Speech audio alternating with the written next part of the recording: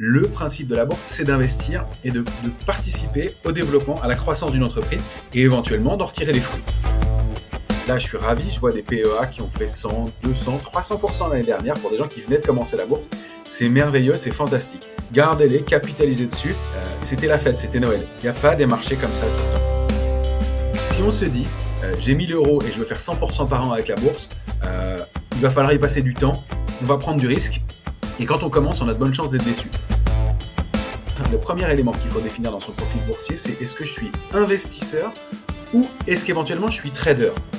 C'est pas la même chose.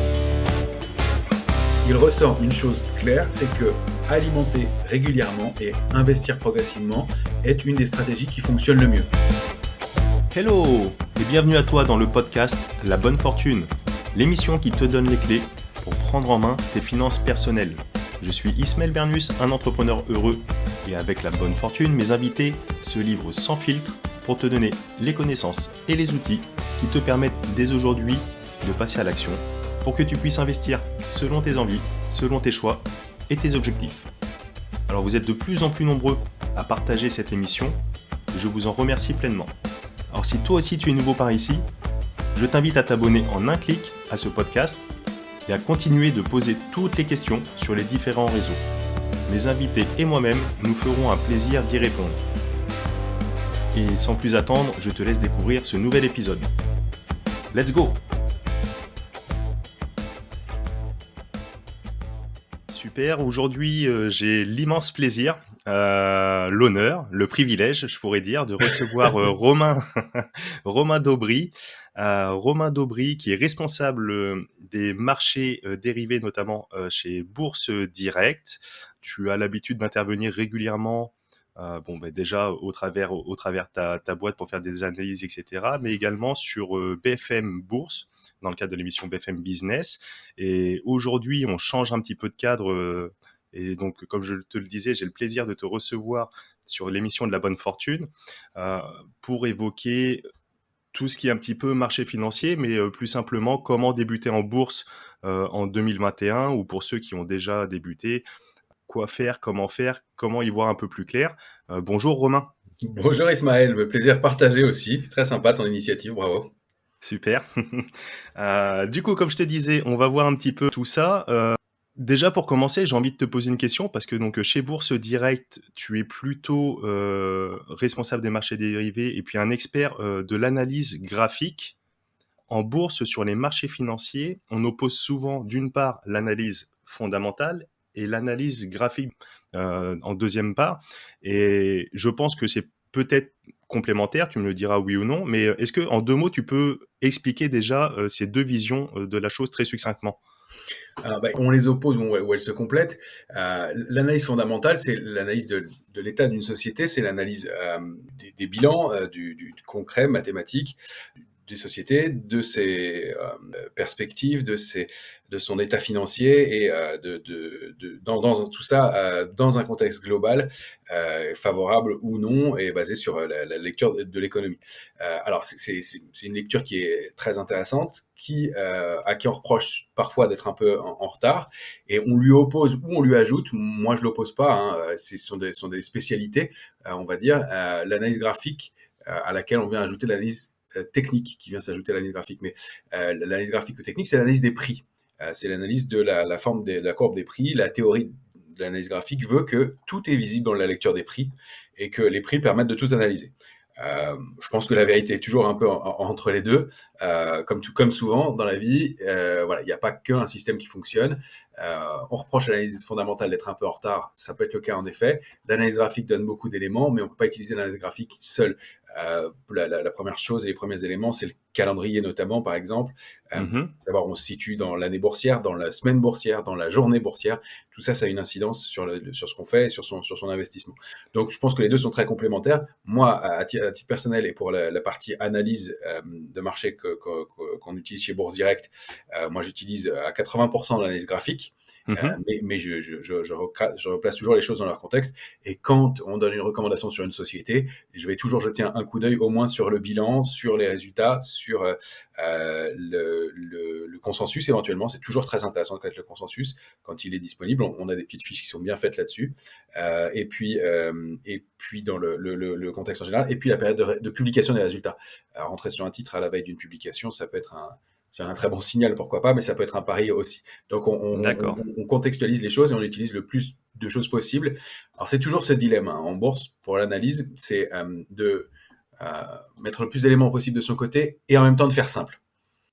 Exactement et justement pour faire simple et pour bien comprendre comment investir concrètement, etc. On y reviendra et puis tu auras peut-être toi-même à titre personnel, tu nous dévoileras peut-être un peu plus tard ou en fin d'émission si tu as peut-être des titres coup de cœur, etc. Mais sans donner de conseils financiers, mais vraiment à titre personnel. Mais juste pour reprendre sur ces deux visions entre justement donc l'analyse fondamentale et l'analyse graphique, est-ce qu'on pourrait dire que d'une certaine façon, l'analyse fondamentale se base sur le fait d'investir sur des entreprises d'une certaine valeur. Par exemple, je vais prendre l'action McDonald's. Alors, je sais absolument pas le cours de l'action McDonald's tout de suite maintenant, mais disons que l'action McDonald's est valorisée à 100 euros ou 100 dollars. Et on se dit, donc l'analyse fondamentale viendrait à se dire, tiens, peut-être que c'est une bonne opportunité tout de suite maintenant, sachant qu'il y a tant d'actions à 100 dollars sur le marché, mais que la boîte McDonald's, au vu de ce qu'elle a fondamentalement, ses stocks, ses biens mobiliers, tous ses employés, ses brevets, etc., ses marchandises, etc., etc., a une valeur fondamentalement supérieure à ce qu'elle est représentée aujourd'hui sur ce titre qui serait éventuellement à 100 dollars. Donc ça, c'est pour l'analyse fondamentale, donc d'acheter des actions de valeur sous-cotées en quelque sorte. Et l'analyse graphique serait de plus lire comme son nom l'indique, les graphiques, les visions. Et là, on opposerait plutôt. Donc, dans le premier cas, on pourrait peut-être parler d'efficience des marchés pour l'analyse fondamentale. Et dans le deuxième cas, peut-être de finance comportementale également, où on se dit que les marchés ne sont pas efficients, que la valeur ne va pas forcément remonter comme ça et qu'il y a des biais cognitifs, etc., qu'ont les investisseurs. En période de crise, tout le monde a peur, par exemple, tout le monde vend. En période d'euphorie, il y a les bonnes nouvelles, etc. Donc, il y a tout le monde qui a peur de louper le train pour le coup, donc tout le monde va acheter. Et donc, tous ces biais cognitifs viennent rentrer en compte et c'est ce que vous étudiez dans l'analyse graphique. C'est un petit peu ça.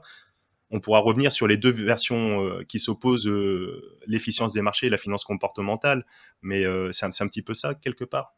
Alors c'est un peu ça. Ta question regroupe beaucoup de choses. L'exemple de McDonald's est vraiment intéressant. Il y a effectivement pas mal d'éléments, pas mal de commentaires à faire là-dessus. Alors il y a le fait que déjà oui pour la partie fondamentale, effectivement tu l'as décrit bien. Il faut comprendre effectivement la valeur de ce qu'une société est capable de délivrer comme bénéfice et de voir si c'est cohérent. Donc on va analyser pour ça un des ratios qui est le plus simple, qui est très connu, c'est le PER, le Price Earning Ratio. C'est le nombre de fois, le nombre d'années de bénéfices qu'on paye en achetant la société. Ça, c'est un critère qui donne la cherté d'une entreprise. Quand c'est à 10, c'est pas très cher. Quand c'est à 20, ça commence à l'être. Au-delà, on peut se poser des questions. Et puis, il y a des modèles sur lesquels eh bien, on peut aller à des chiffres bien plus importants. C'est ce qui fait, à mon sens, que ce chiffre-là, il permet d'avoir une moyenne, mais qu'il est pas très fiable parce qu'on l'a vu monter à 35, 40 plus dans les années 2000 sur l'indice Nasdaq par exemple. Il atteint des records sur certaines valeurs aujourd'hui, on pense à des Tesla, etc. Mhm. Ça c'est un point de repère. C'est quoi le PER de Tesla à peu près aujourd'hui, même si l'action a beaucoup varié, mais un ordre d'idée Je veux pas dire de bêtises, mais il me semble que c'était quelque chose de... je sais plus si c'est 100 ou 1000. Il faudrait vérifier. Et ouais, quand d'autres valeurs sont à 10, 20 environ, quoi. 1000 le PER de Tesla. C'est-à-dire qu'on achète 1000 années de bénéfices.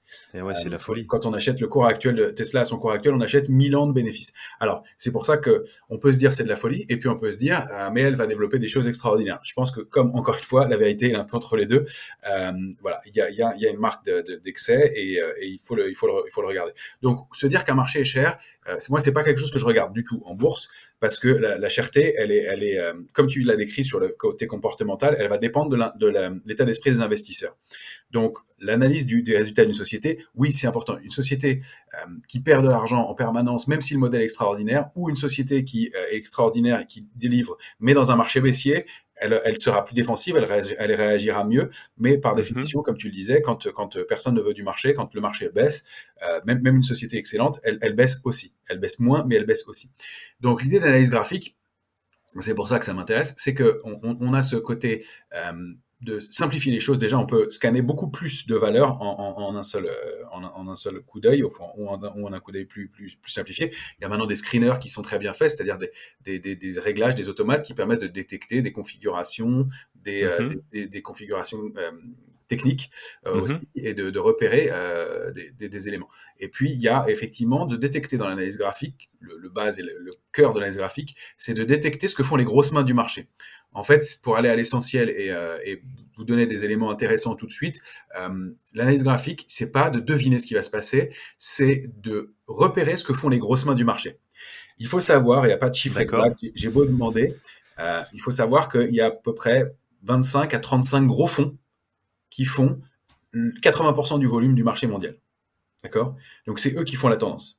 C'est quoi les fonds? Ça va être les BlackRock, C'est les ça. fonds comme ça, les Des, institutionnels, les banques, des hedge funds, des family funds, des, le fonds de Warren Buffett, le fonds de Ray Dalio, les gros fonds comme ça. Mmh. exactement. Et alors, j'ai pas de chiffre exact, mais c'est de cet ordre-là. C'est eux qui font 80% du volume. Donc, c'est eux qui vont bouger sur le marché, c'est eux qui vont faire la tendance, et c'est eux dont il va falloir détecter les mouvements.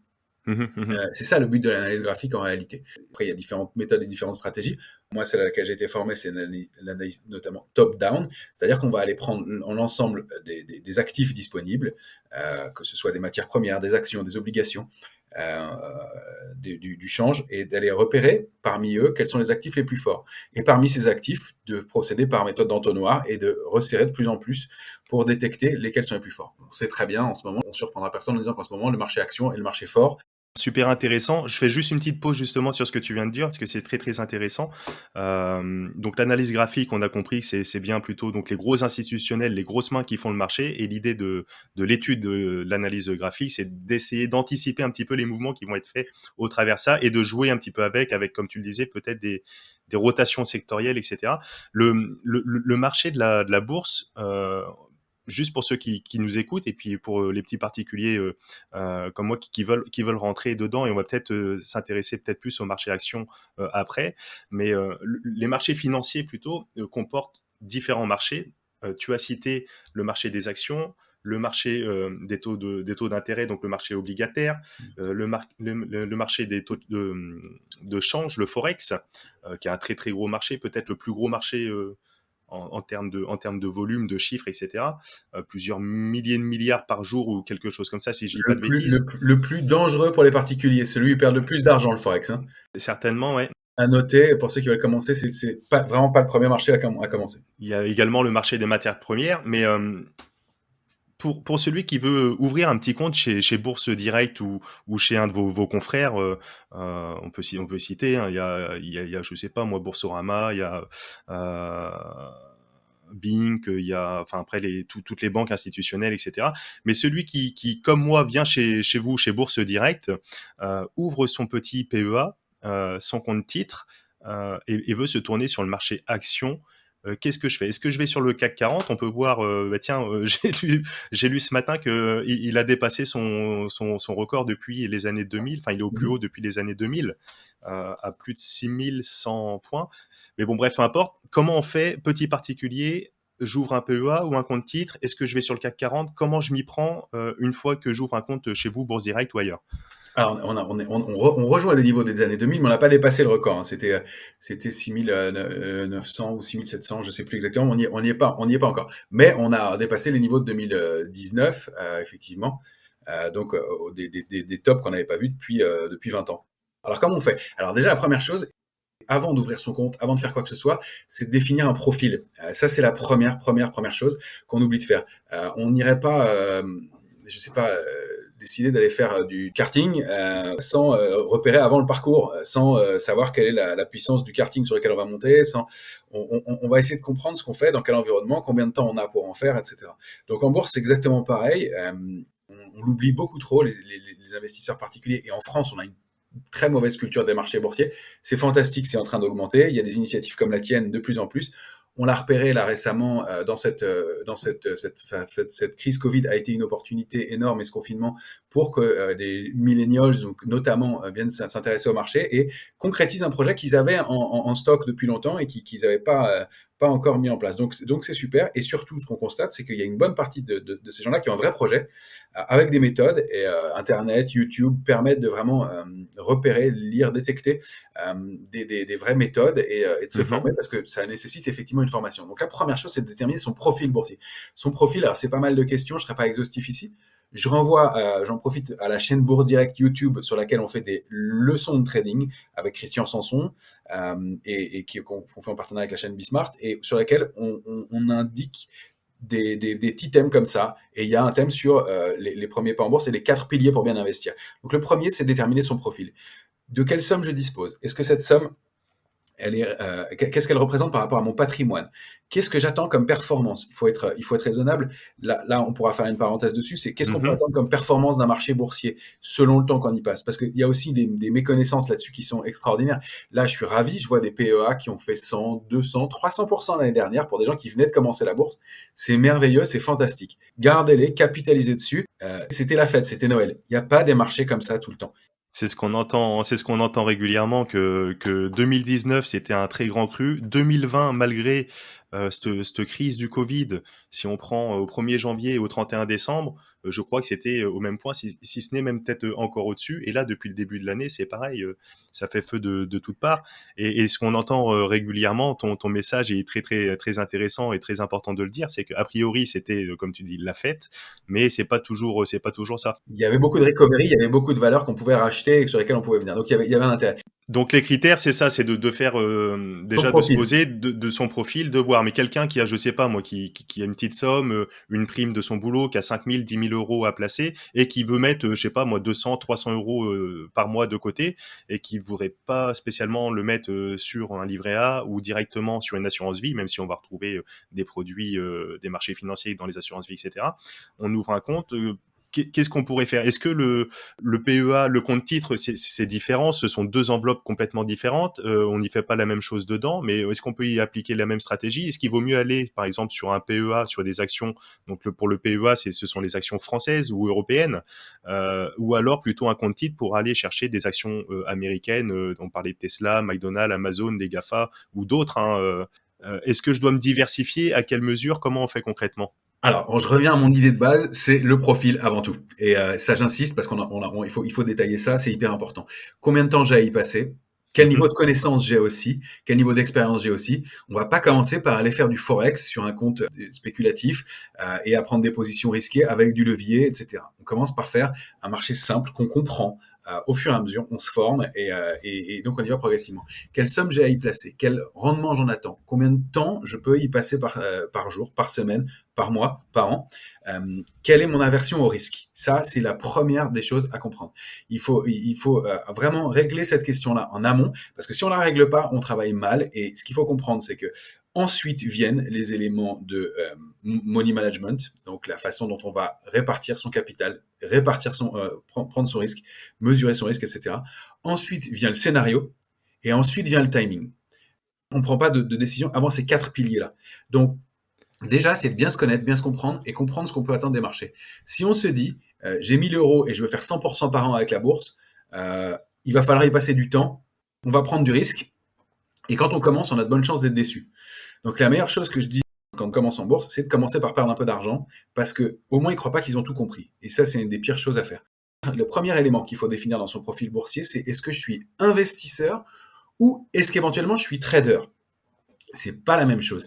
Trader, c'est un mot qu'on utilise comme ça à tort et à travers. Trader, voilà, dès qu'on a ouvert un compte et qu'on fait des arbitrages sur son portefeuille, on dit qu'on est trader, etc. Trader, ça implique le fait d'une réactivité, d'une méthodologie précise. Si on est investisseur, on va se rapprocher plus de l'analyse fondamentale, on va regarder aussi l'analyse graphique, on va être, et c'est la raison d'être de la bourse, et à la mauvaise presse parfois, c'est très dommage, même s'il y a des excès qu'on pourrait discuter, mais c'est pas notre propos. Le principe de la bourse, c'est d'investir et de participer au développement, à la croissance d'une entreprise et éventuellement d'en retirer les fruits. Ça, c'est le principe de l'investisseur. Donc l'investisseur, il va s'intéresser aux sociétés. Il va s'intéresser à où est-ce qu'il investit, pourquoi, comment, et c'est le meilleur moyen pour euh, gagner de l'argent et entreprendre sans nécessairement aller tous les jours physiquement dans une entreprise. Donc il faut le voir comme ça, c'est de se dire que c'est un moyen fabuleux de participer au développement d'une entreprise, au développement d'une activité et le cas échéant de gagner de l'argent aussi. C'est pas, c'est une valeur qui est pas idiote, on a le droit. Voilà, et donc mais en le faisant de façon cohérente. Et le nombre d'heures par semaine est limité, et le fait d'investir, d'intervenir dans une entreprise et de l'aider à se développer est une prise de décision et une action de travail, mais qui nécessite de la comprendre, de la suivre. Donc ça, c'est pour l'investisseur. Pour le trader, on n'a plus le même profil. Le trader, il va plus s'appliquer notamment à l'analyse graphique. Il Mhm. va aussi regarder d'autres éléments. Et là, il va faire Mhm. des choses plus dynamiques. Lui, il va repérer vraiment ce qu'on disait tout à l'heure, essayer de repérer ce que font les grosses mains du marché, pourquoi elles le font, quand elles le font, et essayer de participer à ce mouvement. On peut essayer d'anticiper. On va détecter. L'analyse graphique nous donne des moyens de repérer des retournements de tendance ou des affaiblissements de la tendance. Et il faut bien raisonner en trois dimensions, hein. Le marché, il fait trois choses. Nous, on pense toujours basiquement, achat, vente, hausse ou baisse. Le marché, il stagne pendant 30 à 60% du temps, Et selon oui. l'horizon de temps auquel on regarde les marchés boursiers.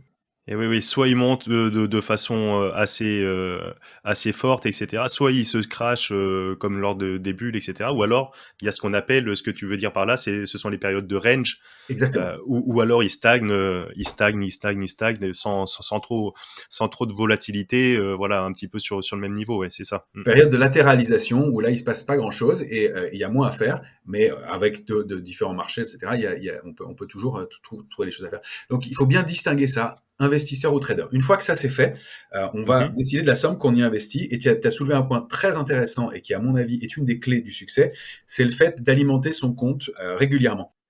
Je le dis très tranquillement, mais je veux le préciser, je fais pas l'apologie de alimenter votre compte chez Bourse Direct et mettez de plus en plus d'argent. C'est juste que vous imaginez que pour les marchés boursiers, eh bien, le fait de gagner de l'argent a été observé, analysé, disséqué par des milliers de personnes, de robots, d'instituts, etc.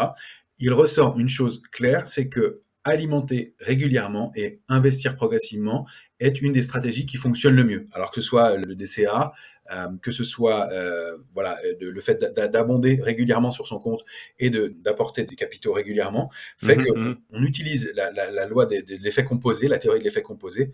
Je renvoie, puisqu'on parlait de référence tout à l'heure, à Darren Hardy, que je recommande vraiment, J'adore. Compound Effect. Ce Et Compound Effect, le livre Les effets cumulés, qui est sur ma table de chevet, comme une bible. bon, ben voilà, Il est pas derrière moi, mais il aurait pu être sur mes étagères également dans le bureau. Mais c'est vraiment un livre magnifique. Et je me permets de rebondir sur ce point-là parce que je pense que c'est peut-être une des clés qui est le plus accessible pour ceux qui nous écoutent tout de suite aujourd'hui. Le DCA, le dollar cost averaging, sans donner de conseils particuliers. Il y a, comme tu le disais, il y a énormément de façons de faire. On peut être investisseur, on peut être trader, on peut investir. On a vu, il y a différents types de marchés, les actions, le forex, les taux de l'obligation, etc. Mais celui qui veut aller sur le marché des actions, qui, bon père de famille, travaille toute la semaine, emmène ses enfants, etc., n'a pas forcément ni les connaissances techniques de se dire, bah, tiens, je vais analyser le PER d'une entreprise, donc le niveau de bénéfice sur le nombre d'années, etc., pour dire est-ce qu'elle est sous-cotée, pas sous-cotée, ni analyser le graphique, les graphiques, et de dire, bah, tiens, là, il y a une figure, là, on est sur une période de latéralisation, de range, etc. En dehors de toutes ces considérations vraiment purement techniques, qu'elles soient fondamentales ou graphiques, le DCA, le fait d'alimenter une petite somme au quotidien tous les mois, est certainement une des solutions peut-être la plus adaptée pour le particulier pour suivre les tendances, etc. Et comme tu le disais, alors il y a eu des analyses depuis toutes les données sur du très long terme, etc.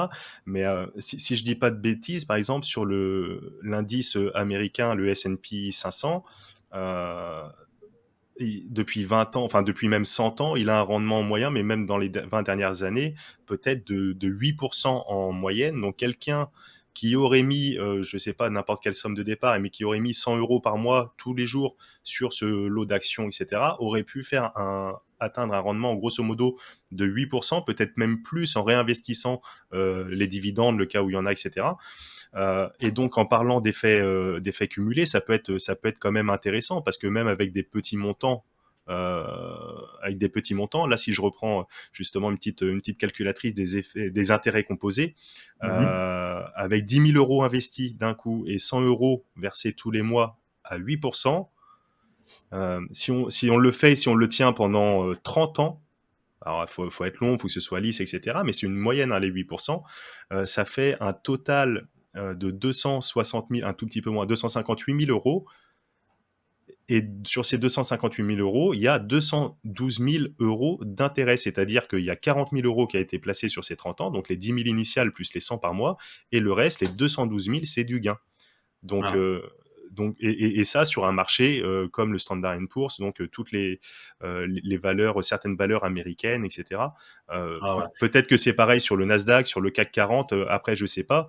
Euh, mais en réinvestissant en plus les dividendes, etc., etc., on peut vraiment faire cet effet boule de neige. Et donc peut-être que le DCA, pour les particuliers, les investisseurs lambda, comme moi ou d'autres, ça peut être une technique intéressante. Exactement. Bah voilà, il faut trouver sa méthode, sa technique. Elles ont toutes des avantages, toutes des inconvénients. Le DCA, pourquoi pas. Je crois que ça marche moins bien en période dans les marchés en tendance, puisqu'on va avoir tendance, pardon, mais de me répéter, mais à suivre le marché, à courir après le marché. Mhm. Donc ça va être moins efficace. Le fait, en tout cas, de créer au fur et à mesure, effectivement, et donc de commencer tôt à créer ce capital-là, même si c'est pas beaucoup, même si c'est progressif, on se rend pas compte du fait de commencer la différence entre le fait de commencer ça à 20 ans ou de commencer à 30 ans ou de commencer à 40 ans. Ça te fait sourire parce que on devrait avoir les mêmes références, encore une fois, et voilà. Mais bien sûr que on réalise pas à quel point ces petits effets produisent d'énormes choses sur le long terme. Donc, ça dépend ce qu'on veut en faire aussi. Si on veut se créer un complément de revenu, c'est ça aussi parmi dans le profil. Est-ce qu'on veut se créer un complément de revenu? Est-ce qu'on veut créer une retraite? Est-ce qu'on veut transmettre du capital? Est-ce qu'on veut diversifier ses investissements? Est-ce qu'on veut s'intéresser à un nouveau domaine? Est-ce qu'on veut faire du trading par intérêt, par goût? Voilà, il y a différentes choses. En fonction de ça et en fonction de la méthode qu'on va déterminer, on va aussi avoir un niveau d'implication d'implication personnelle, émotionnelle qui va être différent. Investir, ça laisse plus de détente, plus de loisirs, plus de temps libre. Ça donne évidemment moins de rendement. Trader, ça implique Mhm. beaucoup plus. Et la principale, le principal écueil, le principal danger et le principal problème, c'est l'investisseur lui-même, c'est soi-même. Et c'est une école fantastique pour se découvrir, pour se connaître, pour comprendre ses émotions et voir quelles sont nos forces ou faiblesses. Donc c'est passionnant, mais ça peut être très coûteux aussi. Donc c'est quelque chose voilà, qu'il faut vraiment réfléchir. Et il faut bien se dire qu'il y a très peu de gens qui vivent du trading réellement ou qui même en tirent un complément de revenu régulier parce que ça nécessite une grande rigueur et une capacité à changer son point de vue et son angle de Mhm. vision rapidement, à appliquer et à être d'une rigueur absolue. Donc, ce ne sont pas les gens les plus intelligents qui réussissent en trading. Donc, voilà, ça va remettre les choses à leur place. Ce sont les gens les plus rigoureux qui réussissent. Très intéressant, oui. Il ne faut pas être orgueilleux du tout en trading. Il faut être hyper humble. Voilà. Et il peut y avoir des gens dont vous considérez qu'ils n'ont pas le moindre brin de bon sens. Enfin, brin de bon sens, je sais pas, mais en tout cas, qui réfléchissent pas forcément bien, mais qui appliquent une méthode. Et ceux-là, s'ils appliquent une méthode régulièrement, c'est eux qui s'en sortent le mieux. Ça, c'est pour la partie trading. Pour la partie investisseur, et encore une fois, il faut trouver son rythme, le temps qu'on a envie d'y passer. Effectivement, regarder un peu le marché de temps en temps, regarder un graphique aussi, voir quels sont les niveaux. On va pas essayer de deviner ce qui se passe, mais on se doute bien que quand un marché a pris comme là 80% sur le Nasdaq, c'est peut-être pas le meilleur moment de faire all-in et de tout réinvestir. Ça ne veut pas dire qu'il ne faut pas rentrer dessus. Personne ne sait quand la hausse va se terminer. Et donc voilà, mais de pondérer en fonction de ça le niveau d'entrée, le niveau d'investissement qu'on va faire. Alors tu me posais la question du compte et du type de compte. Ça, c'est aussi discrétionnaire. Moi, je pense qu'il faut, en fonction de ses moyens et de son temps et de ses capacités, Mhm. et de son projet, s'ouvrir des portes.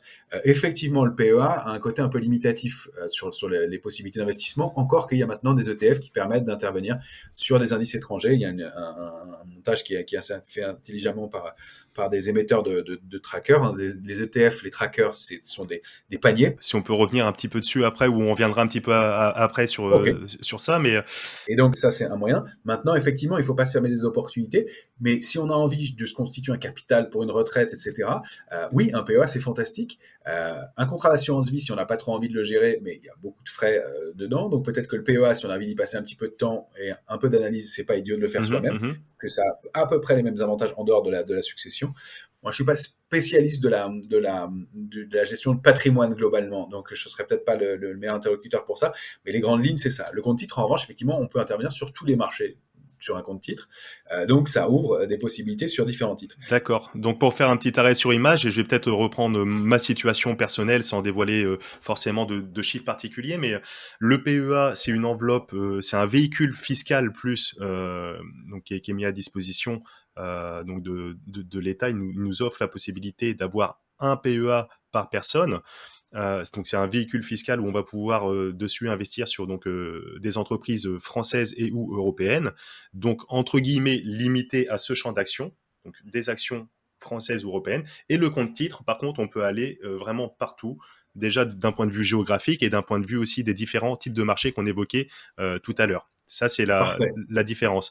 Avec parfait, très bien résumé. le PEA, sans rentrer trop dans la technique, on est limité en termes de montant. Je crois que c'est 150 000 ou 152 000 euros où on peut Abondé, investir, ouais. abonder, voilà. Après, si on met 150 000 euros et que le marché monte, etc., qu'on a fait des bonnes affaires, la valorisation, elle, peut dépasser 200, 300, 400 000, 500 000, enfin, à l'infini, entre Ah, guillemets, il y a des PEA en millions d'euros, hein, en millions en d'euros, plusieurs millions d'euros, hein, mais, bien sûr. Ouais. mais on peut l'abonder, voilà, de 150 000 euros. Et tant qu'on fait des opérations à l'intérieur du PEA, il y a 0, 0, 0 fiscalité. Exactement. On est Et fiscalisé que si on retire de l'argent.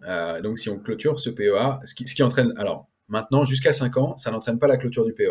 Donc, si un PEA a plus de 5 ans, on peut commencer à même retirer de l'argent. voilà. Et passé 8 ans, on a l'imposition réduite au minimum des prélèvements sociaux qui sont à l'heure d'aujourd'hui, si je dis pas de bêtises, à 17,2%. Ouais. Donc passé 8 ans, donc en gros, on a un PEA aujourd'hui, on l'ouvre avec 1 euro par exemple. On fait juste l'ouverture du PEA et donc on prend date, ce qu'on dit, on prend date et donc dans 8 ans, peu importe que je l'alimente ou pas d'ici là, mais j'ai déjà ouvert et donc dans 8 ans, j'aurai une imposition à la sortie des titres au strict minimum qui sont d'aujourd'hui de 17,2. Dans 8 ans, on verra où ça nous mène. Mais et donc voilà, donc c'est peut-être important d'ouvrir un PEA déjà, ne serait-ce que pour prendre date, ça coûte rien. Bien sûr, Avec 1 euro, on peut le faire. bien Et, sûr. et après, on l'alimente ou pas. Et donc passer ces 8 ans de détention, donc tant qu'on reste acheter et vendre une action dans l'enveloppe du PEA, j'achète, je sais pas moi, une action française, allez, une action, j'ai pas d'idée, mais une action verte, Romain, si tu peux m'aider, Total. une, une action verte totale. C'est une action verte, contrairement à ce qu'on pense. Bon, on pourrait y revenir. La transition se fera pas sans une valeur comme Total. Je sais que ça peut paraître provocateur de dire ça aujourd'hui, mais je pensais à Total avant que tu dises une action verte et je le confirme après. Voilà, donc Total, je sais pas la valeur, mais je vais reprendre l'exemple de la valeur des 100 euros. Je la prends aujourd'hui à 100 euros, elle monte demain à aller 150 euros, je la revends, mais tant que ça reste l'argent dans les PEA, donc il n'y a pas d'imposition. Et si je le sors du PEA, c'est là où on est imposé. Donc, juste pour expliquer un petit peu le mécanisme, est-ce que tu peux approuver ça, Romain, Bien explique-moi. sûr, ouais, tout à fait, c'est ça. C'est-à-dire que tu as tout dit. Tant qu'on ne retire pas d'argent du PEA, on n'est pas fiscalisé. Donc il n'y a pas de fiscalité. La fiscalité, elle n'intervient que lorsqu'on commence à retirer de l'argent. Et au lieu de payer 36% d'impôts quand on retire de l'argent sur ses plus-values, eh bien on n'en paiera que 17 et quelques. Ça allège de 15% de fiscalité. D'accord. Donc c'est pas Alors, négligeable. est-il judicieux, moi c'est un petit peu ma vision, peut-être que je me plante, mais n'est-il pas judicieux d'abonder justement ce compte à hauteur des 150 000 euros jusqu'à ces 150 000 euros avant de basculer sur un compte titre? Ça dépend de ce qu'on veut faire. Encore une fois, on se ferme des portes. Enfin, si on a 150 000 euros, moi je pense que c'est bien de diversifier. On en parlait. Alors ça, c'était la deuxième chose avec après qu'on ait déterminé son profil boursier, Mhm, c'est diversifier ses placements. Diversifier, ça veut dire comprendre différents types d'actifs. On n'est pas tout le temps obligé d'acheter des actions. Il y a deux choses. Il y a acheter et des actions. Il faut en bourse savoir acheter, mhm, savoir vendre et savoir s'arrêter. Alors, savoir acheter, ça veut dire savoir rentrer dans le marché.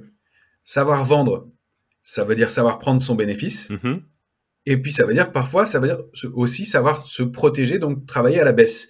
Donc protéger ses actifs. Ça, c'est aussi un des éléments qu'offre la bourse, qu'on ne connaît pas toujours, mais qui est la possibilité de travailler dans un marché baissier et soit de protéger ses actifs, soit d'intervenir pour gagner de l'argent dans un marché baissier. Mais en tout cas, donc savoir acheter, savoir vendre, et puis savoir s'arrêter. Il y a des moments où le marché n'offre pas d'opportunités ou moins, et dans lequel où on ne voit pas clair, ou dans lequel il faut augmenter sa poche de liquidité, être moins investi.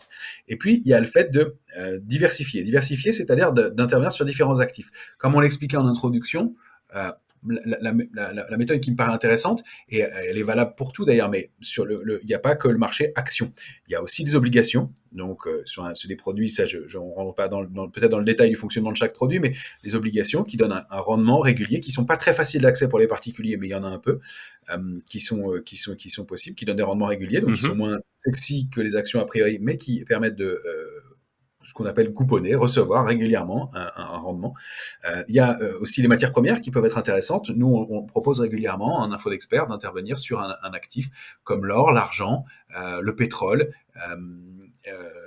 Voilà, on évite, pour être transparent, les matières premières agricoles, parce qu'il y a une question de déontologie et une limite à ça. Mais on peut investir sur beaucoup de matières premières et donc diversifier. Donc il y aura des moments où ce sera plus intéressant d'intervenir sur tel ou tel actif, et c'est pas parce qu'il se passe rien sur le marché action qu'il n'y a pas autre chose à faire ailleurs. Donc c'est cette capacité-là. Donc le fait d'avoir un compte titre permet, via différents produits, qu'on appelle des certificats ou éventuellement des trackers dont on parlait tout à l'heure, de pouvoir intervenir sur ces autres actifs et d'une part de diversifier, donc de profiter d'opportunités, mais de limiter son risque, de pondérer. Alors les grandes corrélations qu'on connaît, c'est les actions et l'or par exemple. On se dit que quand les marchés actions baissent, l'or monte. C'est pas toujours le cas ces derniers temps, et c'est une corrélation qui est un peu compliqué parfois, mais ça sert en tout cas d'amortisseur. Mais les actions et les obligations, ça fonctionne bien aussi. Donc il y a cette possibilité d'accéder à différentes choses, et ça permet de lisser la performance et de se couvrir contre un risque en ayant différents actifs, et il faut le voir d'une façon globale. Donc moi je pense que c'est bien d'avoir les deux et de se laisser des opportunités. D'accord. Donc se diversifier en termes même de classes d'actifs qui sont, comme tu le dis, donc décorrélées les unes des autres. Le marché action, par exemple, il y a eu donc coronavirus, le gros crack, mars l'an dernier. Bon, là, tout s'est cassé la gueule, même l'or à court terme, etc. Mais par contre, on a pu voir que très rapidement, l'or est peut-être remonté avant le marché des actions, peut-être, non? Alors, c'était intéressant parce que là, on peut en tirer un enseignement aussi. C'est que cette corrélation, elle n'a pas fonctionné parce que apparemment le marché ne paniquait pas. Il sortait des actions. Bien sûr qu'il a paniqué. On a perdu 40% sur le CAC 40 en 2 mois. Mais l'or, en fait, il a beaucoup mieux résisté puisqu'il a fait son point haut en août 2020. Et depuis, il ne fait que baisser. Donc, ça a servi d'amortisseur, effectivement, dans ce mouvement de baisse. Ça n'a pas monté, contrairement à ce qu'on aurait pu croire. Parce que je pense qu'il y avait un mouvement tellement brutal que les investisseurs ont cherché du cash pour rentrer sur les actions. Et donc, ils ont vendu leur part d'or sur laquelle ils étaient rentrés avant, puisqu'on venait d'un mouvement haussier. Donc, il faut toujours voir d'où on vient sur l'actif qui nous intéresse, pour voir si un mouvement peut se mettre en place. C'est ce qu'on a vu aussi sur les crypto-monnaies, etc. Vraiment, tous les marchés ont baissé à ce moment-là, peut-être parce que les personnes avaient besoin de liquidité pour peut-être solder ou se renflouer sur le marché action, etc., etc. C'est peut-être ça. Alors, sur les crypto-monnaies, c'est intéressant, on peut faire une parenthèse. Les crypto-monnaies, en fait, on s'est aperçu d'une chose, c'est qu'il n'y a absolument aucune corrélation entre les crypto-monnaies et tout le reste du marché. Donc, c'est super intéressant. Les corrélations, elles nous intéressent, mais les décorrélations aussi, parce que, encore une fois, je ne dis pas mettez all-in sur une crypto-monnaie, mais ça nous indique que la crypto-monnaie, elle peut réagir de façon indépendante du reste du marché. Donc, à petite touche, ça peut être, à mon sens, un actif qui permet de diversifier aussi. Petite touche, j'insiste encore, il y a des questions de réglementation, il y a des questions d'accès à ces marchés, il y a des questions de change, il y a des questions de plein de choses, mais par petite touche, ça peut être un actif qui permet de diversifier et d'avoir une gestion plus lissée. Là, on est dans le cadre d'une gestion, on sort du côté trading, mais dans le cadre d'une gestion. Alors, ça dépend de son patrimoine. Si on a 1000 € à investir en bourse, bon voilà. Alors, pour commencer à investir en bourse, on dit que il faut avoir au moins 10 000 €. Je pense qu'avec la démocratisation et l'accès au marché maintenant, à partir de 5 000, on peut commencer à faire quelque chose de sympa. Et si on n'a pas cette somme-là, on commence avec moins. Comme tu le dis, on prend date, on ouvre un compte PEA, on investit même un peu dessus. Mais encore une fois, avec cette théorie de l'effet composé, c'est pas une théorie, cette pratique de l'effet composé, on peut arriver à des performances relativement rapidement. Ce sont les premiers pas qui sont lents. Mmh. Ensuite, ça accélère et le cumul, il est impressionnant. Amusez-vous à faire le calcul que tu as fait, effectivement, de voir les intérêts composés sur des sommes pas énormes régulièrement. Et effectivement, on peut dégager des rendements qui sont intéressants, même si on commence avec pas grand-chose. Mais il y a cet élément-là. Après, il y avait sur la performance qu'on peut attendre d'un investissement boursier. Voilà ce qu'on peut dire d'un investissement. On ne parle Mmh. pas de trading, on parle d'investissement. On considère qu'en bourse, une performance de 5 à 7% par an, c'est bien. Il y en a qui signeraient en bas à droite tout le temps pour avoir 7% par an. Au-delà de 10-15% par an, ça commence à être très bien. Mmh. C'est, mais on parle de par an, hein, tous les ans pendant 20 ans. Hein. On ne parle pas d'années exceptionnelles, on a fait 50% et l'année suivante on en perd 30, etc. Enfin, c'est ce qui peut se passer sur le marché. Mais donc, régulièrement, d'obtenir ce rendement lissé, 15% par an, c'est très bien. À 20-25%, on est dans l'ordre du fantastique. Mmh. Mmh. D'accord, 20-25% par an tous les ans. Hein. C'est génial. C'est du niveau rare et compliqué. Et ensuite, il y a au-delà de 35%, c'est Soros, Warren Buffett, c'est Mmh. des gens comme ça. Et c'est 1 sur 1 million. Et très très peu de gens réussissent à offrir ce niveau de performance. Après, Alors, pour, justement, reprendre l'exemple de Warren Buffett, alors je ne connais pas sa fortune, il était, je crois, le 3e ou l'homme le plus riche du monde, enfin valorisé, et cetera. Mais c'est vraiment cet effet, cumulé parce que donc à 10 par an, si je dis pas de bêtises, on double notre capital sans rien réinvestir, sans rien remettre tous les mois, mais un capital donné double tous les 8 ans à un rendement de 10 par an. exactement. C'est-à-dire qu'il quadruple au bout de 16, qui fait Ouais. x8 au bout de 32, etc. Et donc là, on voit bien toute cette courbe exponentielle. Exactement. Euh, Donc 10% par an, c'est fantastique. Et donc il faut pas arriver avec en étant découragé en se disant j'ai que 2 000 euros, si je fais 10% par an, je vais avoir en m'étant cassé la tête gagné 200 euros à la fin de l'année. Ça peut être démotivant. Il faut bien se dire que il faut déjà se mettre en marche. ça, Il faut ça sera 20 fois mieux que le livret A. Ce sera 20 fois mieux que le livret A, d'une part. Ce sera un début, et ce sera le début d'un effet composé, et qui, si on vient effectivement à ajouter 30 euros, 50 euros, 100 euros par mois sur le compte, va se cumuler, et comme tu décrivais très bien tout à l'heure, va permettre de développer. Donc, il faut pas se dire, bon, attends que j'ai pas 5000, j'y vais pas. Voilà. Alors ensuite, on dit qu'il faut effectivement diversifier. Diversifier, ça veut dire aussi diversifier parmi les actions, les secteurs. Moi, j'ai déjà vu des comptes sur lesquels il y avait euh, et ben, tout concentré sur Renault, Peugeot, Valeo, Forestia. Bon, bah voilà, on n'est pas diversifié quand on fait ça. On Mhm. n'a que de l'automobile dans son portefeuille. Ça, c'est pas une diversification. Ça peut être un choix, mais il faut le savoir. Donc, il faut diversifier. Alors, selon les zones géographiques éventuellement, D'accord. selon les marchés. Mhm. Ça, on peut aussi utiliser donc l'analyse graphique pour repérer quels sont les actifs qui ont le vent en poupe ou pas. Ça peut être intéressant. Et puis, selon les actifs, comme on en parlait, pétrole, or, argent, etc. Alors, D'accord. Donc, si par exemple, concrètement, pour reprendre sur la diversification, c'est super intéressant, Romain, ce que tu dis, et c'est un des points vraiment importants, et même la diversification au sens large, et c'est vraiment le but de cette émission, c'est d'ouvrir les horizons sur différents types d'investissements, d'une part, d'un point de vue la curiosité des personnes qui veulent investir et se diversifier, mais sur la bourse, donc par exemple, si on prend un PEA, qu'on prend 10 actions du CAC 40 qui sont sur des secteurs diversifiés, je sais pas moi, du LVMH, ça n'a rien à voir avec du Total, avec du Sanofi. Par exemple, là, il y a 3 secteurs différents, le luxe, les énergies et la santé. Donc, on mhm, prend une dizaine, par exemple, d'actions dans un PEA. Et après, sur un compte titre, on va faire, pourquoi pas, des actions américaines connues, pas connues, des GAFA, et des ETF. Par exemple, des ETF sur les matières premières, des ETF, il y a des ETF même World, ETF sur les marchés mondiaux, etc. Et là, on pourrait commencer avec, comme ça, je sais pas moi, 4-5 ETF différents d'un côté et 10 actions de l'autre sur le PEA. Est-ce qu'on pourrait considérer que je suis diversifié? ouais, c'est une bonne idée, ouais, tout à fait. C'est bien le cas. Après, il faut comprendre toujours et voir selon son profil les avantages et les inconvénients de chaque produit.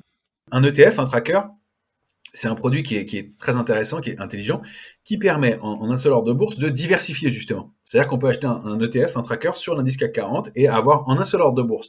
Non seulement on limite les frais, mais en plus on diversifie tout de suite les 40 valeurs de l'indice CAC 40 pondérées. Donc on suit un indice. Donc c'est pas mal. Après, il y a effectivement à l'intérieur de ces paniers des différentes caractéristiques qui sont de savoir si on réinvestit les dividendes ou si on les encaisse. Il y a forcément un coût à tout ça. Mhm. Et donc là, c'est la limite des trackers, c'est qu'il vaut mieux avoir une action en direct pour en percevoir les fruits et les dividendes. Voilà. Mais ça simplifie la gestion et sur une tendance, alors sur le long terme, ça va grever la performance clairement. Mhm. Sur le moyen ou court terme, ça peut être des touches très intéressantes quand on veut d'un seul coup diversifier ou qu'on a moins d'idées sur le marché, que la période se prête moins à l'orientation vers un secteur ou à un autre. Voilà. Là, je pense par exemple que dans la période actuelle, c'est plus intéressant soit d'avoir quelques secteurs mais très ciblés, soit d'avoir des actions en direct pour faire ce qu'on appelle du stock picking, d'aller détecter des opportunités. Comme on le disait, il y a eu une période D'euphorie. ouais, mais alors j'aime pas dire d'euphorie parce que euphorie ça veut dire que c'est la fin de la fête. On considère que l'euphorie en bourse, c'est le moment où il faut se méfier. Euh, D'accord. on approche d'un moment où ça commence à être il va falloir être plus prudent, mais c'est surtout qu'il va falloir avoir plus de discernement dans ses investissements et plus choisir ses valeurs en particulier et regarder. Alors, on va devoir faire plus de travail de ce côté-là. Donc, ça veut dire que si on le fait pas, ce travail-là, on va avoir des performances qui vont être moins intéressantes, même si les indices peuvent continuer à progresser, même s'il y a des actifs qui peuvent continuer à progresser, mais on va être obligé d'être un peu plus, d'avoir plus de discernement. Et les erreurs vont être moins pardonnées. On le voit, il y a des sanctions qui sont plus violentes sur des titres récemment. Euh, et puis en revanche, les performances vont pas être les mêmes qu'il y a quelques semaines ou quelques mois où on avait des 20, 30, 40% sur une séance sur une valeur. Là, on voit que c'est plutôt 3, 4, 5, 6, 7%. C'est fantastique déjà, mais il va falloir adapter sa façon d'aborder le marché en ce moment D'accord. à accepter des bénéfices un peu moins importants, à réduire ses stops et à travailler de façon plus parcimonieuse par petites touches et de façon plus sélective qu'à un moment où c'était la fête plutôt que l'euphorie, la fête où on peut choisir pas à peu près n'importe quelle action, mais sur laquelle il y avait beaucoup d'actions qui avaient un potentiel de hausse gigantesque et qui ont été le consommer en partie, même si certains en retraçaient déjà et même s'il y a à nouveau des opportunités. Tout ça tourne, tout ça change, et puis le marché est liquide, il y a beaucoup d'intervenants, donc des opportunités qui se créent et qui se recréent. Mais il faut être capable d'ajuster. Super intéressant, merci, merci Romain. Donc pour refaire une petite synthèse un petit peu de tout ça, les marchés financiers et en général, et en particulier le marché d'actions, ça offre, comme tu viens de le dire, certains avantages comme type d'investissement pur et dur. C'est un marché qui est liquide, qui est très liquide, on peut rentrer et sortir. À l'inverse, par exemple, du marché immobilier, où là, bah, si on veut rentrer, bah, déjà ça prend du temps, le temps d'acheter un appartement, etc. On fait du locatif ou pas, et puis après le temps de revendre. Le jour où on veut revendre un bien, enfin, faut faire une annonce, faut faire les visites, faut signer chez le notaire. Il y a 3 mois qui se passent, Il y a des frais. les frais, etc. Demain, j'achète une action, je la revends dans la seconde, dans la minute. Voilà, donc c'est un marché qui est très liquide. C'est un marché qui nous offre des possibilités infinies, entre guillemets, où on peut investir vraiment sur différentes classes d'actifs. On peut investir directement dans l'économie, dans la vraie économie, dans de vraies sociétés. Peut-être qui nous portent des sociétés à action sociale, éthique, vert ou pas. D'ailleurs, hein, on fait un peu ce qu'on veut. Donc vraiment très libre. On a des outils, notamment en France, vraiment à disposition au travers de ce que vous proposez, vous encore une fois chez Bourse Direct, mais que ce soit le compte titre ou alors des véhicules fiscaux qui peuvent être aussi intéressants comme le PEA. Euh, on peut avoir différentes techniques, différentes stratégies. Donc, on peut être un peu plus axé sur le trading, donc achat, revente sur des horizons plus ou moins courts, ou alors investissement long terme avec, par exemple, une stratégie qui en est qu'une seule, comme le dollar cost averaging, sans se poser de questions et tout en se diversifiant aussi. Donc, c'est vraiment intéressant. Est-ce que toi, à titre personnel, sur quelle valeur peut-être tu investis, comment tu t'y prends, enfin vraiment très très succinctement, encore une fois sans donner de conseils investissement, mais qu'est-ce que tu fais, quels sont tes investissements toi Romain, si c'est pas indiscret? Alors, non, non, ça l'est pas. En fait, moi, je suis déjà en charge des marchés dérivés chez Bourse Direct. Donc, ça limite mon champ d'action. Et ensuite, je fais de l'analyse et on propose des recommandations. On anime 2 portefeuilles. Donc, on n'a pas évidemment le droit de faire la même chose pour nous que ce qu'on fait pour les abonnés. Et en tant qu'analyste, j'ai pas le droit moi non plus, évidemment, d'investir sur les sociétés que je recommande. Donc, ça limite le champ des possibles et des possibilités. Donc, moi, à titre personnel, j'ai un PEA sur lequel j'abonde régulièrement et je fais des choses assez diversifiées. Et en dehors de ça, on peut pas recommander, animer un marché et animer des portefeuilles et avoir une application personnelle en même temps. Donc c'est compliqué, il faut distinguer les deux. Ce qui n'empêche que, D'accord. puis on anime aussi les portefeuilles en trading, on fait des choses sur des marchés dérivés, donc avec du levier, etc. Donc il y a tout ça. Donc un des éléments que je donnerais, c'est comme on l'a dit, de bien définir son profil, savoir ce qu'on veut faire, combien de temps on veut y passer, et en fonction de ça, d'ajuster et de bien distinguer. On peut faire les deux. On peut être investisseur et faire du trading, mais il faut avoir deux portefeuilles pour ça et bien distinguer les choses. Il y a un élément qui me faisait réagir en début de conversation. Tu parlais de Mmh. McDonald's. On parle de McDonald's parce qu'on connaît la société McDonald's et on se dit McDonald's, il vendra toujours des sandwichs. Alors ça, c'est un mauvais calcul parce que déjà est-ce que McDonald's elle est pas un point haut et que tout le monde n'a pas déjà anticipé ça? Est-ce que la tendance elle est pas haute pour ça? Ensuite, c'est mal connaître McDonald's parce que McDonald's c'est pour ça que c'est un bon exemple, c'est pas une société alimentaire, c'est une société immobilière. McDonald's. Alors, certains ont vu le film excellent sur le sujet. Je l'ai pas vu, il faut que j'aille le regarder. Et puis, Je recommande. ainsi que Ray Kroc, il me semble qu'il y a une biographie, voire une autobiographie sur Ray Kroc, mais oui, ça m'intéresse à titre perso. Ouais. C'est intéressant et sympa, et c'est bien fait. En tout cas, voilà. Donc c'est pas en ces termes-là qu'il faut se poser la question. Tout ça pour dire qu'il y a un biais en bourse qui est le premier, qui est le biais de familiarité. Donc la première chose à faire, c'est pas de se dire ah, je vois des pubs pour L'Oréal, donc je dois acheter du L'Oréal. Encore que L'Oréal soit au plus haut et que tout aille très bien. Mais on l'a vu beaucoup avec Alcatel à une époque, Mhm. et les gens, il y avait une espèce de confiance sur cette valeur-là. Ou Orange à une autre époque, qui était France Télécom et qui valait 220 euros en bourse et qui vaut une dizaine d'euros aujourd'hui. Ouais, tout le monde investit sur EDF, sur Orange, et c'est très intéressant ce que tu dis en parlant du biais de familiarité, parce que j'ai vraiment l'intention de faire venir un expert sur ce domaine pour justement évoquer tous les biais cognitifs sur lesquels on est confronté, et donc le biais de familiarité en est un. Ouais, très important et un des premiers. Il y en a d'autres. C'est passionnant. C'est encore une fois une école riche d'enseignement, mais ça c'est un des premiers. Et donc d'avoir un peu de regard critique et à l'inverse de se dire bah tiens telle boîte se porte bien, je la connais moins bien, essayer de la comprendre et d'avoir cet état d'esprit d'entrepreneur et d'essayer de voir ce qui se passe dans quel domaine, etc. Ou alors de pas être et alors parmi les questions aussi que tu posais qui me font réagir, est-ce que j'aime une société en particulier ou pas? Non, moi j'aime pas une société. Alors évidemment, on a des affinités, on est humain, mais le principe c'est que il faut pas aimer une société sur laquelle on investit. Il faut s'y intéresser, la comprendre et voir si c'est le moment, selon son profil, d'y investir ou non. On peut trouver une société extraordinaire, mais par définition, avoir un affect pour une société fausse le jugement. Et si on veut investir, si on veut placer de l'argent, le but c'est d'en gagner. Eh bien, on peut être faussé. Alors après, on peut décider d'être mécène, d'aider une entreprise ou quoi que ce soit, c'est autre chose. Mais donc de pas avoir d'avis affectif sur une société. Donc ça c'est important aussi. De se détacher de ça et d'essayer de comprendre si Mhm. c'est le moment ou pas. Il y a des sociétés fantastiques comme, je sais pas, ST Microelectronics, qui a pendant 8 ans a stagné entre, je crois, 6 et 10 euros, et elle n'a pas bougé. C'était une bonne société, elle était en mutation, le marché n'en voulait pas. Quand le marché n'en veut pas, bah, c'est pas un bon investissement à ce moment-là. Après, elle s'est reprise largement, elle est parmi les meilleures performances des années passées. Mais Mhm. voilà, l'idée, c'est de sortir du cadre affectif et de se dire. En revanche, on a le droit d'avoir des raisonnements simples sur les marchés et de se dire, bah, comme en 99, il y a des clients qui investissaient en bourse et qui s'étaient dit il y avait une grosse tempête et qui avaient cherché une société qui produisait des tuiles mécaniques. Ils ont gagné 20% en un mois grâce à ça, en pensant à investir sur une entreprise qui allait avoir le vent en poupe parce que le contexte permettait de le faire. On imagine toutes les sociétés qui produisent des vélos et des cycles en ce moment qui ont le vent en poupe aussi. Voilà. Donc, voilà, d'être opportuniste aussi, c'est plus comme ça qu'il faut le vivre et regarder ce qui se passe. Donc, encore une fois, en fonction du temps qu'on a à y passer et du niveau d'intérêt qu'on y porte et de l'implication qu'on veut y avoir. Top, top, super intéressant.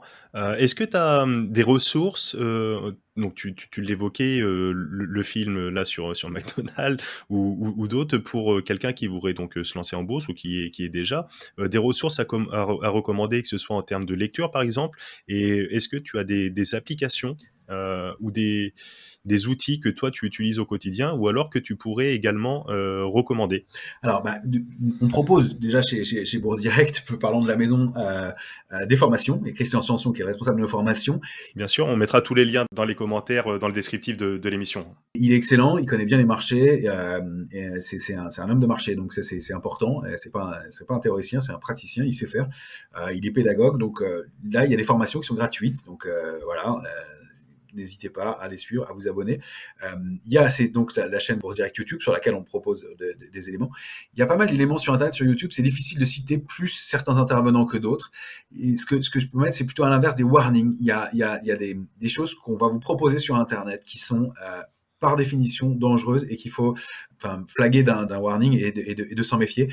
Des rendements de 10% par mois, tous les mois, etc., ça n'existe pas. Donc voilà, ça c'est clair et net, je le dis, je le signe en bas à droite. Oui, on voit certains, peut-être marchands de tapis, on peut les appeler comme ça, je sais pas quel autre thème on pourrait qualifier, mais qui Voleurs, vendent vraiment du rêve, voleurs, etc., qui proposent avec des solutions automatisées, des robots ou je sais pas, des rendements à 1% par jour ou je sais pas quoi. mais si quelqu'un était capable de gagner ça, on l'a dit avec les intérêts composés, même s'il avait 1000 euros, dans 6 mois, il serait millionnaire. Donc, il n'y a aucun problème. S'il était capable de proposer des rendements comme ça, il ne les vendrait pas, ces solutions. Donc, il faut être bien clair là-dessus, pas être naïf, Mmh, parce que mmh, je mmh, l'entends mmh. encore. Et c'est bien ficelé, c'est bien proposé, etc. Et des arnaques, il y en a plein. Donc, soyez critiques. Dites-vous bien que gagner vite et beaucoup, ça n'existe pas. Ça n'existe pas. Il n'y a pas de solution pour ça. Les plus grands professionnels du monde, etc. Il peut y avoir des gens très forts. Il y a des performances extraordinaires. Peut y avoir un coup de chance, on peut gagner au loto, on peut mettre sur Tesla et avoir fait all-in et puis être chanceux, etc., etc. C'est ce que j'allais dire. Mais c'est pas une solution qui marche dans le temps, à répéter, etc. Il y a des exceptions. L'exemple de Tesla est effectivement intéressant, hein. Il y a cet Américain qui a pas 40 ans, qui est à la retraite. Il a mis tout ce qu'il avait sur Tesla depuis 10 ans. Et là, il est sorti il y a quelques mois et il annonce qu'il est à la retraite, etc. Il a un mental d'enfer parce qu'il faut être capable de tenir ta position. Et déjà, il faut être capable de tout mettre dessus. Il faut être capable d'être visionnaire et de savoir que c'est la bonne société. Et il faut être capable de sortir à un moment qui soit le bon moment, mais pas trop tôt non plus, et ni trop tard quand ça aura abaissé. Ça, c'est des cas exceptionnels. C'est les fameux 1 sur 1 million dont on parlait, c'est pas la stratégie. Il y a des fonds qui font ça, qui travaillent avec en prenant 2 ou 3 positions par an, énormes. Le reste du temps, ils sont liquides Mhm. sur des titres très précis ou des actifs très précis et qui n'interviennent pas souvent. Ils interviennent avec parcimonie. Ils ont tout analysé, le fondamental, le graphique, le timing, le moment, le contexte de marché. Et ça peut être aussi une façon de faire. C'est pour ça que les méthodes sont variées, mais voilà, faut bien la définir en amont et pas la changer en cours de route, surtout. Ça, c'est le principe. La faire évoluer, mais pas changer d'état d'esprit en cours de route. Et est-ce que tu as des lectures moi, en off, avant d'attaquer cette émission, je te parlais d'un livre que j'ai lu qui m'a vraiment plu, de Edwin Lefebvre, Mémoire d'un spéculateur. Est-ce que tu as d'autres sources littéraires peut-être à- qui t'ont plu, hein, tout simplement, ou à recommander, ou autre Parmi les, ouais, parmi les classiques, déjà, si on s'intéresse à l'analyse graphique ou technique, il y a John Murphy, analyse technique des marchés financiers. John Murphy, c'est la base, c'est le premier. Edwards et Maggi, l'analyse graphique des tendances boursières. Ça, c'est les deux bibles de base. Il y a le Vantar, qui est très bien fait, que tout le monde connaît, qui est bien fait aussi. Le Van Tarp, c'est? Vantar, ouais, qui s'appelle Réussir en trading. D'accord. Qui est très bien. Moi, j'aime beaucoup, ça si c'est pour faire du trading, Alexander Elder, qui est très concret, très précis. Il a deux publications notamment. Elles se complètent. D'accord. Et ça, c'est pratique. C'est pas de la théorie. On trouve tout de suite des méthodes et on comprend comment on met en place une méthode. Après, il y a pas mal de choses à prendre. Il y a des chaînes YouTube intéressantes avec, on les voit, hein, ceux qui ont des followers, qui sont honnêtes, qui ont une tête sincère, qui interviennent régulièrement, qui ont du bon sens, qui ont de la pratique, qui prouvent ce qu'ils ont fait. Voilà. Donc ça peut être un moyen de faire du tri aussi. Bien sûr, et c'est le but de l'émission également de faire venir des personnes comme toi, sérieuses et expertes, et de parler de choses qu'on connaît et qu'on fait au quotidien, et le tout dans une diversification et de personnes, de personnalités et de contenu, pour toujours pareil, éveiller un petit peu sa culture et sa connaissance financière aussi. tant mieux si c'est utile. Et effectivement, c'est le but. Voilà, je travaille beaucoup moi à faire de la formation, même sur les marchés dérivés qui sont des marchés compliqués. On fait ça depuis des années, de faire venir les particuliers à la bourse et voilà, et pas parce que c'est notre métier, mais parce que c'est intéressant, parce que c'est une diversification. En France, on a une petite culture des marchés boursiers. Aux États-Unis, elle est très diversifiée, elle est large, mais même les marchés dérivés qui sont des marchés complexes, sans faire la publicité de ce marché-là, encore une fois, je vais mettre un warning énorme.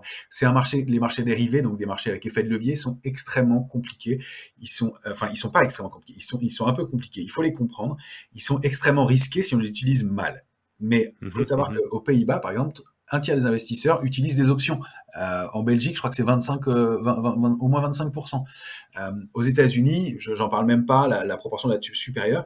Une option, c'est pas une bête bizarre, c'est un produit qu'il faut comprendre et qui permet de travailler quand les marchés n'ont pas de tendance, qui permet de protéger son portefeuille. À la base, c'est un outil de protection. C'est quoi les options sur les marchés dérivés concrètement? C'est quoi? Parce qu'on Alors, les options, c'est on le voit fait, très bien c'est un produit qui les permet actions, etc. Mais une option, c'est un produit qui permet, avec une petite somme, de prendre une position importante. Voilà la définition simplifiée. C'est le fait de pouvoir, eh bien, en fait, à la base, ce sont des produits qui ont été créés pour protéger un portefeuille.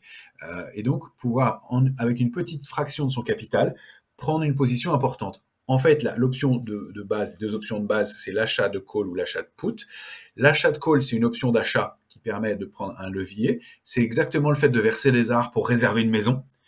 On va verser une petite somme pour réserver eh bien, une maison en location dans quelques mois. Ça, c'est l'achat de call. L'achat de put, c'est exactement le fait de prendre une assurance pour son vélo, sa voiture, sa maison, et de dire en début d'année, voilà, je paye donc 100 euros à mon assureur. Et mhm. si on me vole mon vélo, si on le casse, si voilà, et ben mon vélo il valait 500 euros, et ben mon assureur, alors 100 euros c'est peut-être cher d'assurance, mais la proportion n'est pas bonne, mais on va dire 10 euros. Mais si on me vole mon vélo s'il se casse, eh ben, mon assureur me rembourse selon la police d'assurance que j'ai prise, eh ben, 500 le vélo neuf, ou 400 ou 350 euros. Mais j'assure mon vélo, et ben voilà. Et ben de la même façon, en bourse, on peut assurer son portefeuille. Évidemment, ça a un coût.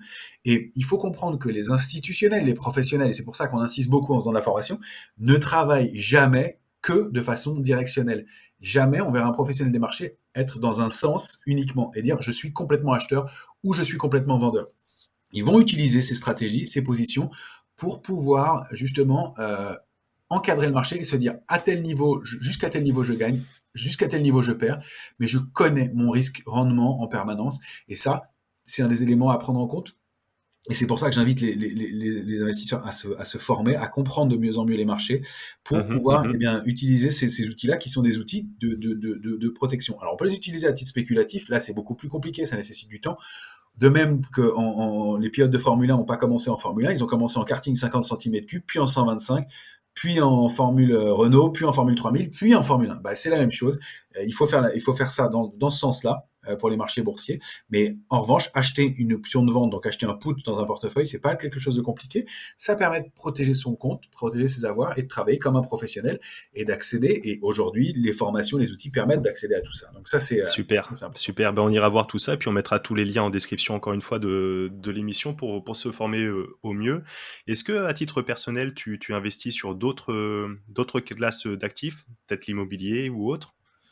Alors ouais, enfin ça c'est un autre domaine, mais oui, oui, je pense que de toute façon c'est bon de diversifier.